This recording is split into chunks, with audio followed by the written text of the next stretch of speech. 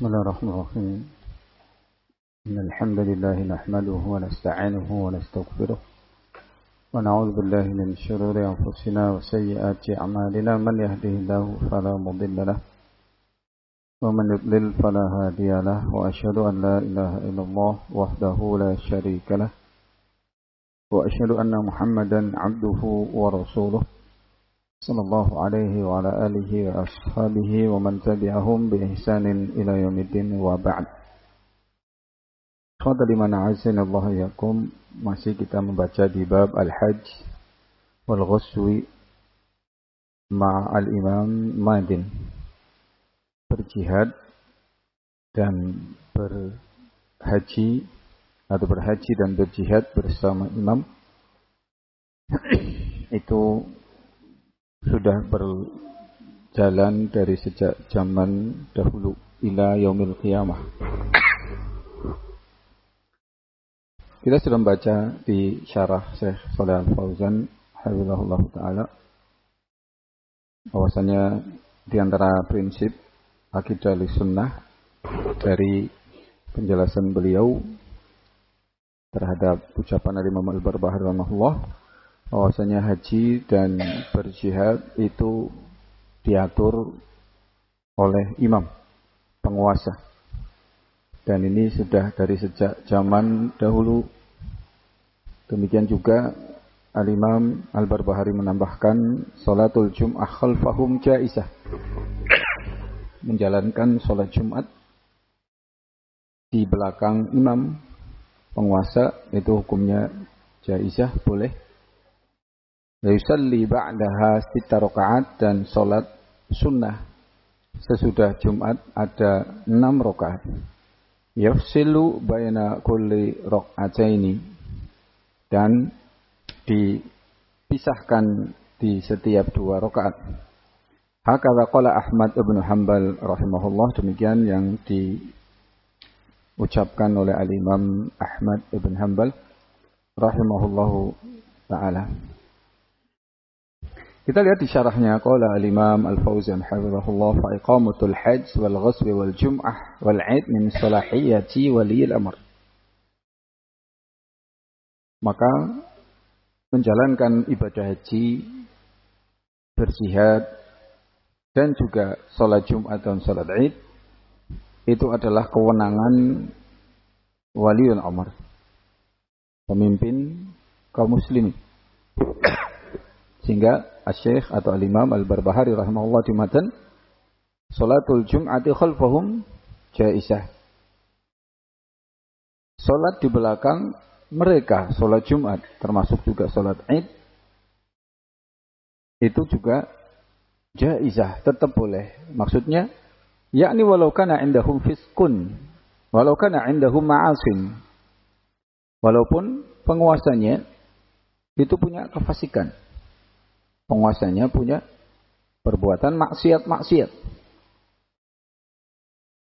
walaupun mereka penguasa yang jahat, fa'innahu yusalla khalfahum, maka tetap dikerjakan salat Jumat, salat Id, bahkan salat 5 waktu di belakang mereka.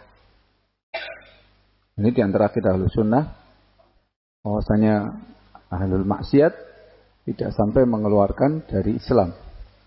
Perbuatan dosa besar selain syirik tidaklah menyebabkan pelakunya kafir. Maka Ahlussunnah dari sejak zaman dahulu berpendapat bolehnya bermakmum di belakang pemimpin-pemimpin yang fasik, ahli maksiat, ya, atau yang jahat. Barakallahu fikum, ini berbeda dengan pendapatnya kaum Khawarij, yang mana mereka tidak mau sholat di belakang pemimpin yang zalim atau yang ahli maksiat. Kemudian apa hikmahnya kita tetap sholat di belakang pemimpin yang fasik tersebut? Kata Syekh Al-Fauzan hafizahullah, li'anna fis salati khalfahum jam'an lil kalimati.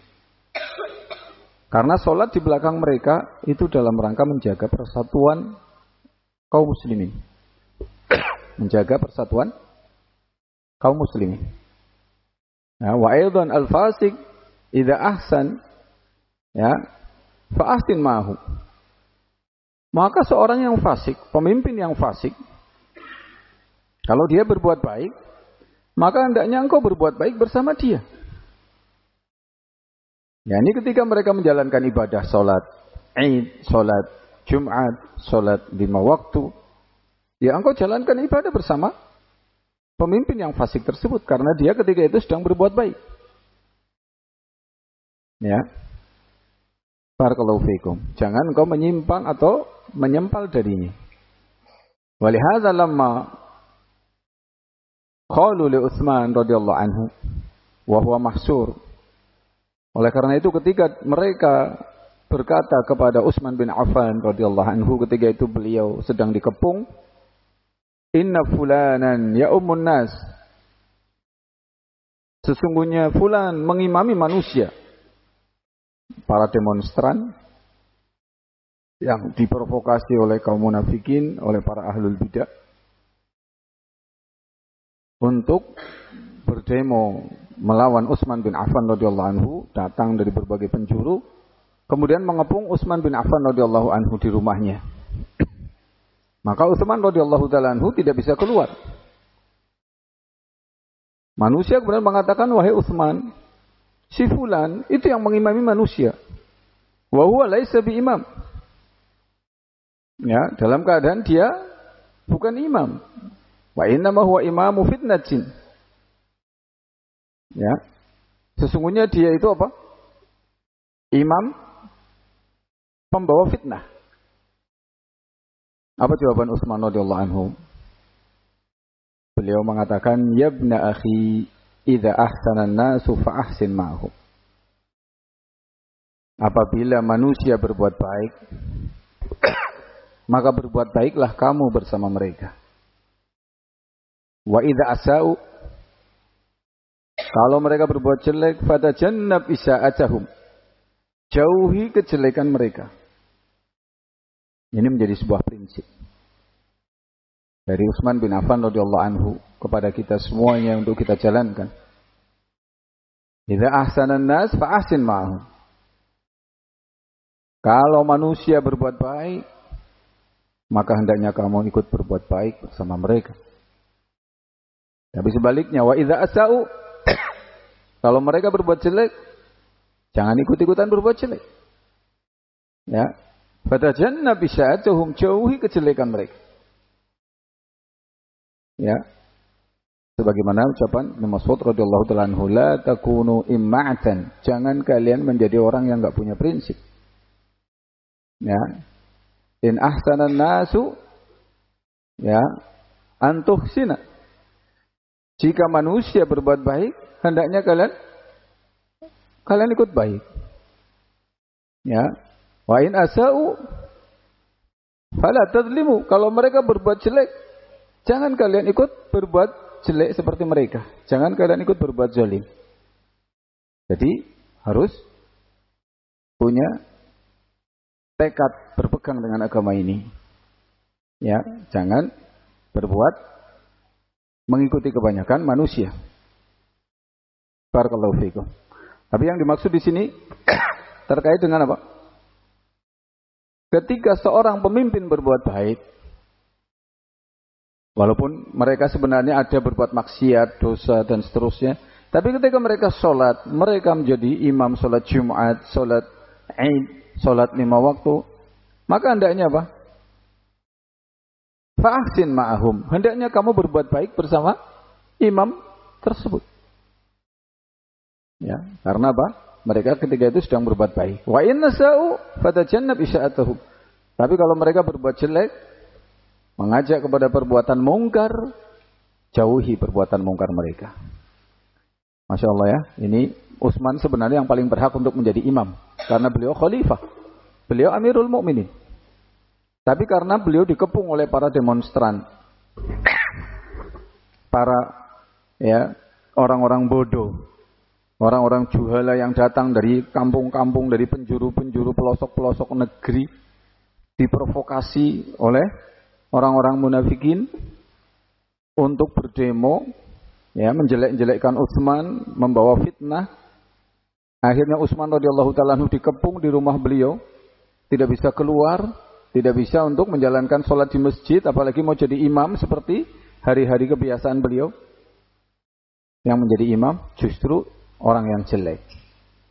Ya, maka ketika manusia bertanya kepada Utsman, bagaimana hukum sholat di belakang pemimpin fitnah tersebut, Utsman tetap menganjurkan, sholatlah kalian di belakang dia. Ya, karena apa? Barakallahu fikum. Ya, mereka sedang berbuat baik di saat itu.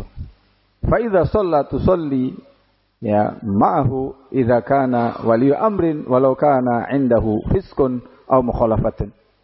Maka kata Syekh Shalal Fauzan hafizahullah, apabila seorang pemimpin penguasa menjadi imam salat, maka hendaknya engkau salat di belakang mereka apabila dia seorang waliul amr, penguasa.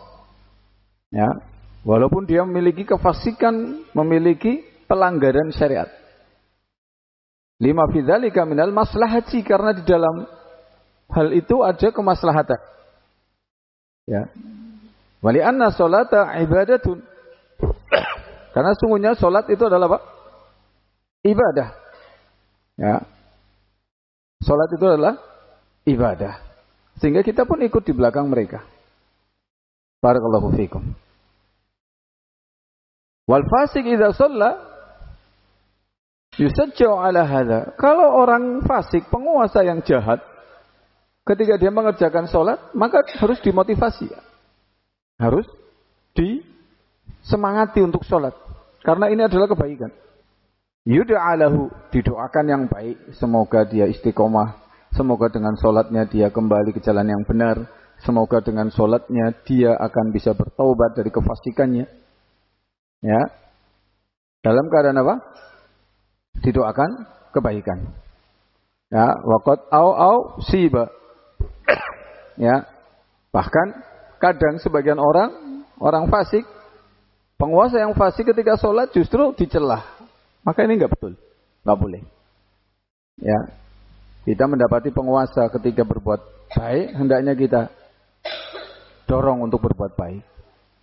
Ketika kita melihat manusia manapun, apalagi penguasa, ketika dia berbuat kebaikan, sholat, puasa, dan amalan kebaikan yang lainnya, hendaknya kita doakan. Ya, dan kita dorong dia untuk berbuat baik. Tapi ketika dia berbuat jelek, ya barakallahu fikum, hendaknya kita dalam keadaan apa? Tetap ya tidak mentaati kejelekannya, tetap tidak mengikuti kejelekannya dan kita mengingkari kejelekannya. Tapi sisi lain kita tetap mendoakan kebaikan agar Allah memperbaiki penguasa yang jelek tersebut. Dan ini adalah prinsip dari ahli sunnati wal jamaah. Ya, madin dari sejak zaman dahulu. Baik. Qala hafizahullah, shalla sahabatu khalfal umara. Dahulu para sahabat salat di belakang para penguasa alladzina alaihim mulahadzat. Yang mana mereka penguasa ini memiliki mulahadzat, perkara yang sangat dikritisi, yang sangat tidak bagus. Kal Hajjaj wa ghairihi. Seperti Hajjaj ibn Yusuf As-Saqafi. Ya, Hajjaj bin Yusuf As-Saqafi, Masya Allah, ini seorang pemimpin daerah yang sangat jahat sekali. Dalam riwayat-riwayat yang disebutkan, ya, Hajjaj itu sampai mudah sekali membunuh, ya, membunuh apa? Seorang yang kesalahannya sebenarnya tidak seberapa. Ya. Tapi karena apa? Kesalahan tersebut Hajjaj sampai kemudian membunuh.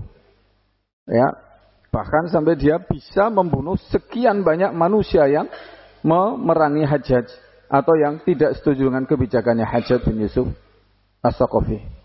Ya, dalam keadaan apa? Orang ini ma'ruf akan kejahatannya. Dia pernah habis membunuh masyarakat yang dianggap menentang sama Hajjaj. Kemudian Hajjaj, ya, jenazah-jenazah yang habis dibunuh oleh Hajjaj tersebut, mereka berpesta pora sambil minum khamr di sekeliling jenazah tersebut. Ya, saking jahatnya. Orang salah sedikit dibunuh, salah sedikit dibunuh. Masya Allah. Sampai-sampai apa? Hajjaj itu dianggap kurang lebihnya preman. Ya, penguasa yang berlagak seperti preman. Walaupun jahat seperti itu, tapi para salaf mengingkari. Ya, Zubair bin Adi radhiyallahu ta'ala anhu pernah mendatangi Anas bin Malik radhiyallahu ta'ala anhu menyebutkan tentang apa? Mengeluhkan tentang kejahatannya Hajjaj. Syakauna ila Anas ma laqina min Hajjaj. Kami mengeluh kepada Anas bin Malik dari kejadian-kejadian yang kami dapati dari Hajjaj bin Yusuf As-Saqafi. Ya, tapi ternyata Anas bin Malik radhiyallahu ta'ala anhu mengatakan, ya, sebuah nasihat yang menyejukkan, ya, la ya'ti 'alaikum zaman illa walladhi ba'dahu syarr min sami'tuhu min nabiyyikum. Tidaklah ada satu zaman kecuali zaman yang sesudahnya itu lebih jelek daripada zaman yang sebelumnya. Aku mendengar ini dari Nabi kalian. Yani zamannya Hajjaj ada kejelekan-kejelekan. Sayyid, ya, karena memang zaman yang datang sesudahnya itu pasti lebih jelek dari zaman yang sebelumnya. Ya, itu dari segi apa? Dari segi kondisi keagamaan umat manusia. Ya, sehingga di zaman Hajjaj, Masya Allah, fitnah begitu banyak. Berbeda dengan di zaman para sahabat Khalifah Rasyidun. Ya, sehingga ikhwatal iman azanallahu yakum diperintahkan untuk bersabar. Ya, bersabar menghadapinya, dan para salaf pun dalam keadaan tidak memerangi Hajjaj bin Yusuf. Ya, walaupun jahatnya seperti itu, dan mereka tetap sholat di belakang Hajjaj bin Yusuf. Ya, beliau menyebutkan di sini shalla khalfahum sahabatu Rasulillah alaihi salatu wassalam. Ya, dalam keadaan apa? Para sahabat Rasulullah alaihi salatu wassalam tetap sholat di belakang Hajjaj bin Yusuf. Ya, mereka barakallahu fikum sholat di belakang mereka imtithalan di amri Rasulullah alaihi salatu wassalam, dalam keadaan apa? Menjalankan perintah Rasulullah sallallahu alaihi wa alihi wasallam. Walaupun Hajjaj jahatnya luar biasa. Ya, disebutkan barakallahu fikum, ya, sampai-sampai apa? Hajjaj bin Yusuf Tayyib Al-Imam Az-Zahabi rahimahullah ta'ala menyebutkan safakan lid-dima, ya, zaluman, jabbaran, nasibiyan, khabithan, sangat zalim, ya, sangat kejam, dan dia sangat memusuhi keluarga Nabi alaihi salatu wassalam, sangat buruk. Safakan lid-dima, sangat mudah menumpahkan darah manusia. Ya, karena za suja'atin, orang ini sangat pemberani, ikdam wa makrin. Ya, sangat lancang dan juga sangat punya makar. Ya, dalam keadaan apa? Walahu hasanat, dia memang punya kebaikan, tapi apa? Maghmurun fi bahri dzunubihi. Kebaikan-kebaikannya itu tenggelam, dilumuri oleh dosa-dosanya yang sangat-sangat banyak. Ya, jadi kesalahannya lebih banyak. Ya, melimpah. Tayyib, hanya saja ikhwatal iman azanallahu yakum, ya, para sahabat itu tetap sholat di belakang mereka, ya, seperti para sahabat-sahabat yang meninggal belakangan, seperti barakallahu fikum Anas bin Malik radhiyallahu ta'ala anhu. Ya, demikian pula Ibnu Umar radhiyallahu ta'ala anhuma dan yang lainnya. Ya, bahwasanya memberontak kepada penguasa yang jahat itu adalah perkara yang barakallahu fikum dilarang, karena itu adalah memudaratkan, lebih banyak mudaratkannya, dan mereka merintahkan untuk bersabar, ya, bahkan tetap sholat di belakang mereka, tetap menjalankan ketaatan dalam hal yang ma'ruf, walaupun, ya, kefasikan-kefasikannya begitu nyata. Dan ini adalah prinsip daripada prinsip Ahlus Sunnati wal Jamaah. Ya, sehingga kata Syekh Shalal Fauzan rahimahullah taala, ya, para sahabat pun apa? Shalla khalfahum, salat di belakang penguasa jahat, ya, imtithalan di amri Rasulullah alaihi salatu wasallam. Ya, dalam rangka menjalankan perintah Rasulullah alaihi salatu wasallam. Karena ini perintah yang disampaikan oleh Rasulullah SAW dalam sekian banyak dalil.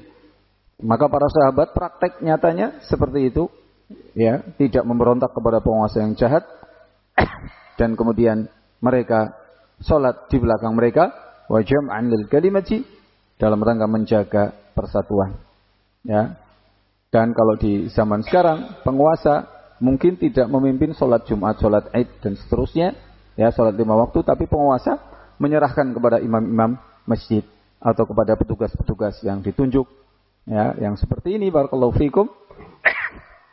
Ya, itu juga bukan sebuah tidak mengapa untuk kita sholat di belakang mereka, para imam-imam, ya, atau petugas negara yang ditunjuk, atau imam manapun, selama mereka adalah seorang yang tidak melakukan bid'ah yang kufriyah, bid'ah yang sampai mengeluarkan dari Islam, yang kufur. Ya, sholat di belakang siapapun dari ahlul qiblah sah, boleh. Ya, walaupun dia ahli maksiat, walaupun dia pelaku dosa besar, walaupun imamnya memiliki kesalahan-kesalahan, ya, selama tidak sampai membatalkan keislaman, maka sholat di belakang ahlul qiblah itu merupakan akidah ahli sunnati wal jamaah. Baik, ikhwatan liman azinulaikum, kemudian kita baca di syarahnya qala al-Imam Al-Barbahari rahimahullah wa yusalli ba'daha 6 rakaat. Kemudian salat sunnah dikerjakan setelah salat Jumat 6 rakaat. Nah, ini kata Syekh Hafizahullah, hadhi mas'alatun fiqhiyah. Ini masalah fiqhiyah. Salat ba'diyatan Jumat berapa rakaat? Ya, Al-Imam Al-Barbahari rahimahullah menyebutkan 6 rakaat. Ja'at bimunasabati dzikri, ya, salatil Jum'ati. Beliau sebutkan, ya, bertepatan terkait dengan salat Jumat. Baik. Fal Jum'ah laisa laha ratibatun qablaha. Salat Jumat itu tidak ada salat qobliyatnya. Sebelum Jumat, salat sunnah sebelum Jumat itu tidak ada. Ya, tidak ada dalilnya sebagaimana yang banyak dilakukan oleh banyak manusia. Ketika habis azan pertama salat Jumat, mereka berdiri untuk salat apa? Salat sunnah qobliyatan Jumat. Maka ini enggak ada dalilnya. Barakallahu fikum. Ya, jadi salat Jumat qobliyatan itu tidak ada satu dalil pun yang menyebutkan tentang disyariatkannya. Adapun mereka mengkiaskan dengan apa? Dengan salat zuhur. Maka yang seperti ini tentunya apa? Tidak sesuai. La qiyas ma'ad dalil. Enggak ada kias kalau sudah ada dalil bahwasanya Rasulullah SAW tidak pernah melakukan salat qobliyatan Jum'ah. Faman ja'a ilal masjid fa innahu yusalli ma tayassara lahu. Tapi barang siapa yang datang ke masjid, hendaknya dia salat apa yang mudah baginya. Ya, namanya salat apa? Salat untuk menunggu imam. Barakallahu fikum, bukan salat qobliyatan Jumat sekali lagi. Ya, bukan salat qobliyatan Jumat, tapi salat ma tayassara lahu. Ya. Karena apa? Karena ini yang biasa dilakukan oleh para salaf. Disebutkan dalam beberapa hadis, ya, bahwasanya dianjurkan untuk salat sebelum datangnya imam. Kita datang misalkan jam 10:30, jam 11. Masih banyak waktu. Ya, sembari membaca Al-Qur'an, maka kita bisa melakukan salat menunggu imam, ya, tapi bukan salat qobliyatul Jum'ah. Sekali lagi bukan salat qobliyatul Jum'ah, tapi ini adalah salat untuk menunggu imam dan tidak ada batasannya. Tidak ada batasannya berapa rakaat. Ya, sehingga ini sebagian ada yang menyebutkan ini adalah salat duha. Sebagian ada yang menyebutkan ini salat duha. Tapi yang roji ini adalah salat yang memang dikerjakan di waktu duha, tapi ini adalah dalam rangka untuk menunggu imam. Manik tasala yaumal jum'ati wa tatahhara laha. Barang siapa salat Jumat lalu dia bersuci. Barang siapa yang mandi di hari Jumat lalu dia bersuci. Ya, bimastata'a min tuhrin, dengan apa yang dia bisa lakukan dari bersuci. Tsumma dahana aw massa min thib, lalu dia memakai dahan. Apa dahan? Ya, pelembab di kulit. Ya, ada yang menyebutkan dahan di sini adalah massa min thib, menyentuh minyak wangi. Tsumma raha falam yufarriq baina itsnain. Dia berangkat ke masjid dan dia tidak memisahkan antara dua orang. Fasallama kutibalah, lalu dia sholat sesuai dengan yang ditakdirkan untuknya. Maksudnya sholat nggak ada batasan. Ini yang menjadi syahid. Ya, summa idza kharajal imam ansab. Kalau imam sudah keluar, dia diam. Ya, dia mendengarkan khutbah. Ya, ghufira lahu ma bainahu wa bainal jum'atil ukhra. Maka akan diampuni antara Jumat tadi dengan Jumat yang berikutnya. Ya, di sini disebutkan apa? Salat, ya, summa yusalli ma kutibalah. Dia salat sesuai dengan yang Allah takdirkan untuknya. Kalau dia salatnya imamnya masih lama datang, dia salatnya sampai 20 rakaat, sampai ya 18 rakaat misalkan. Ya sudah, itu adalah salat yang dia ditakdirkan padanya. Jadi ini yang ada. Salat sebelum Jumat itu adalah salat apa? Menunggu imam istilahnya. Ya, dan ini ada yang mengatakan ini salatul duha karena waktunya di saat duha. Ya, tapi ini kejadiannya di hari Jumat. Ya, jadi salat sembari menunggu imam. Karena sebagian manusia masih jarang yang melakukan sunnah ini. Ya, masih banyak yang kebanyakannya membaca Al-Quran, kebanyakannya berzikir, kebanyakannya berdoa. Ya, menunggu imam seperti itu. Padahal di sana ada sholat, tapi bukan sholat qobliyatan. Bukan sholat qobliyatan.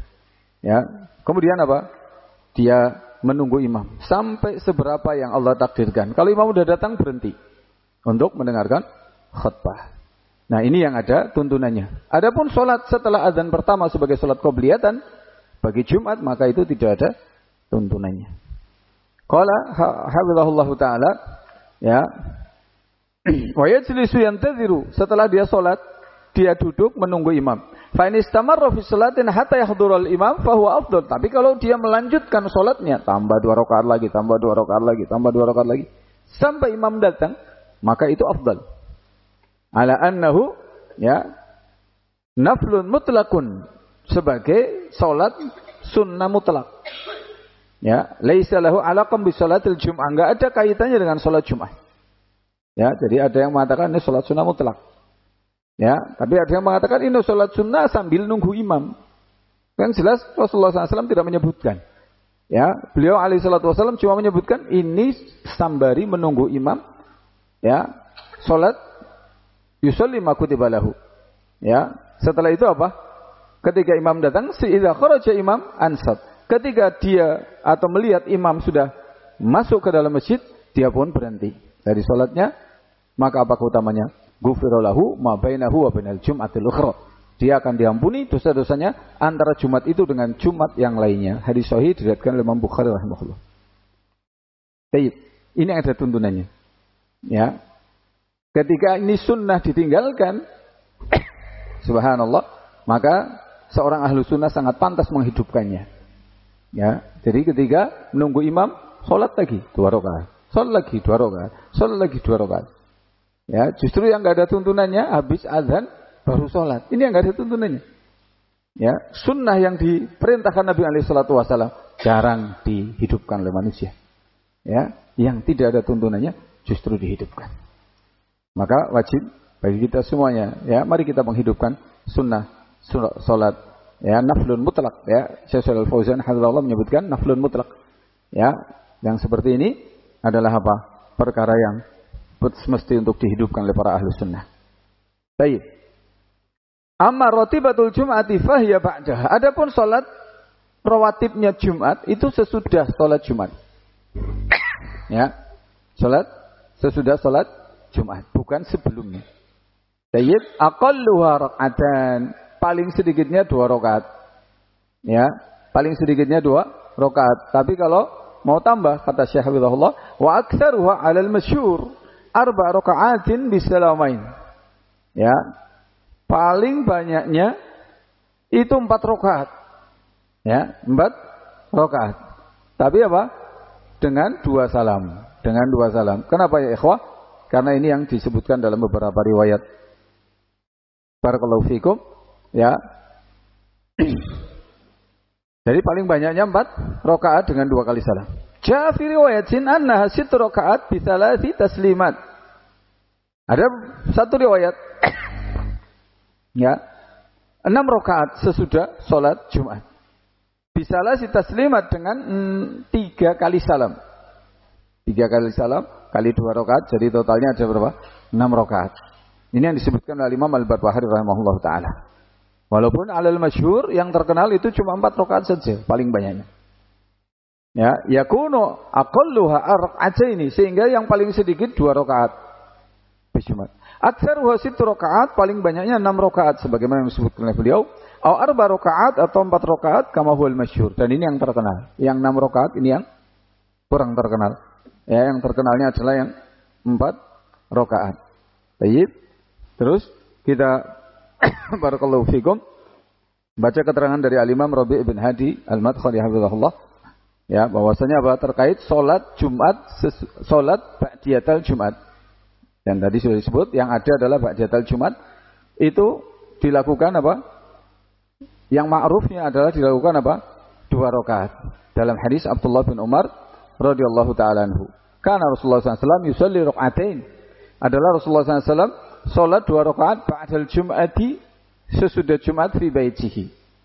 Ya, di rumah beliau. 2 rakaat di rumah beliau. Baik, dalam beberapa riwayat ya annahu yusalliha idza kana fil masjid arba'an. Rasulullah SAW kalau salat sunnahnya dikerjakan di masjid itu ada 4 rakaat. Jadi kalau dikerjakan di rumah 2 rakaat, kalau di masjid 4 rakaat. Baik. Wa warada fiha min kalami Abi Hurairah radhiyallahu ta'ala anhu, dan diriwayatkan terkait salat ba'diyatal Jumat dari Abu Hurairah radhiyallahu ta'ala anhu, atau kalamnya Abu Hurairah, ucapannya Abu Hurairah, au ahadi ruwat an Abi Hurairah, salah satu rawi dari sahabat Abu Hurairah radhiyallahu ta'ala anhu, ya, anna lahu an yusalli rak'ataini fil masjid wa rak'ataini fi baitihi. Bahwasanya beliau melakukan 2 rakaat di masjid dan 2 rakaat lagi di rumahnya. Baik. Ya, jadi ini ada beberapa riwayat. Di masjid 2 rakaat, di rumah 2 rakaat. Ini perbuatannya Abu Hurairah radhiyallahu ta'ala anhu. Baik. Adapun dalam riwayatnya Ibnu Umar radhiyallahu ta'ala anhuma, di masjid kalau di masjid 4 rakaat, kalau di rumah 2 rakaat. Jadi tinggal dilihat kondisi. Kata Syekh Hafizahullah, idza ma ta'ti lahu an yusalliha arba'an fil masjid wa tusamma lahu an yusalliha rak'atain, ya, huna wa hunaka falyusalli. Ya, adapun kalau seorang atau dirimu melakukan salat tersebut 4 rakaat di masjid, ya, kemudian apa? Ya, tusanna lahu an yusalli rak'ataini huna wa hunaka. Kemudian engkau disunahkan melakukan sholat 2 rakaat, ya, di sini atau di sana, maka silahkan engkau sholat. Ya, jadi mau bilang 2 rakaat di masjid, 2 rakaat di rumah, silahkan. Atau 4 rakaat di masjid, silahkan. Ya, adapun terkait dengan yang 6 rakaat, kata Syekh Hafizahullah, amma sittun, adapun 6 rakaat setelah Jumat, fala a'rifu laha dalilan. Aku tidak mengetahui ada dalilnya. Kata Syekh Rabi' bin Hadi Al-Madkhali hafizahullah. Jadi yang ma'ruf dari riwayat Ibnu Umar 2 rakaat kalau di rumah, 4 rakaat kalau di masjid. Ba'diyatal Jumat. Kalau dari riwayatnya Abu Hurairah radhiyallahu ta'ala anhu, ya, maka beliau kadang 2 rakaat di masjid, 2 rakaat di rumah. Dan silahkan mau melakukan yang ini dan yang itu. Adapun untuk 6 rakaat memang disebutkan oleh Imam Al-Barbahari rahimahullah, tapi yang disebutkan oleh Al-Imam Rabi' bin Hadi hafizahullah itu tidak diketahui, ya, riwayatnya. Qala yafsilu baina kulli rak'ataini, ya, dipisahkan salat sunnahnya 2 rakaat. Karena memang salat sunnah, ya, untuk siang hari dan malam hari itu apa? 2 rakaat. Salatul laili, ya, wan nahari masna-masna.